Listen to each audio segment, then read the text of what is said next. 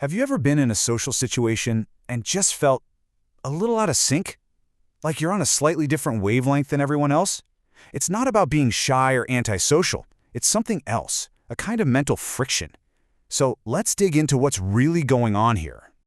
Yeah? Does this feel familiar? You're in a conversation, people are nodding, laughing, but on the inside, you feel like you're running a completely different operating system. You're trying to connect. You really are, but it feels like this signal just isn't getting through. Well, guess what? There's actually a name for this. It's called the social mismatch. And this is so important. It's not defined as a personal problem. It's defined as an interaction. It's the friction that happens between a certain kind of mind and a certain kind of conversation. See the difference? It's an environmental issue, not a personal one. And I really want you to hear this, because it's probably the most important takeaway of all. If this is you, you're not doing anything wrong. It's not a personal failing. Your brain is just wired to see the world in a way that doesn't always sync up with the default settings of everyday chatter. It's a mismatch, not a flaw.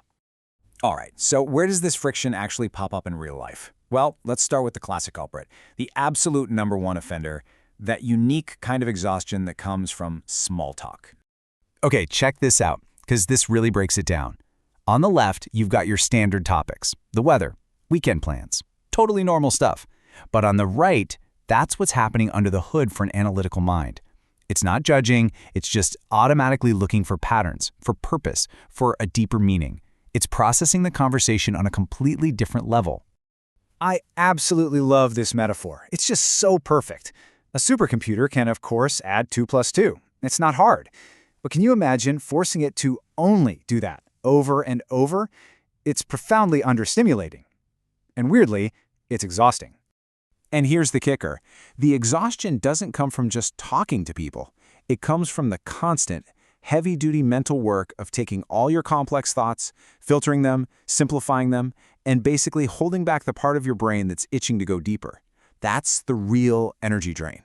So that's one piece of the puzzle. But it's not just about boring topics, right? It goes deeper. And that brings us to the next major source of friction. It's not about the topics of conversation, it's about the rules of the game itself, and that deep frustration with inconsistency. This is such a key insight. You see, for a lot of people, social norms are just what you do. You just follow them. But for an analytical mind, a rule doesn't really feel valid unless it's coherent, unless it makes sense. There's this constant, built-in drive to understand the why behind the what. And when that logical why isn't there, it kicks off this totally predictable internal cycle. First, you spot something, a rule, a social ritual, that just feels inefficient or illogical.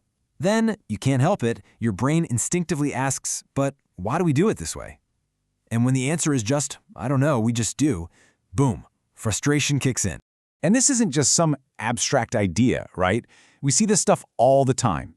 Think about those workplace rules that make zero sense but everyone follows them. Or those social rituals that feel more like a pointless obligation than a real connection. And the big one, when what people say doesn't match up with what they do. To a logical mind, that's not just a small annoyance. It feels like a fundamental system error.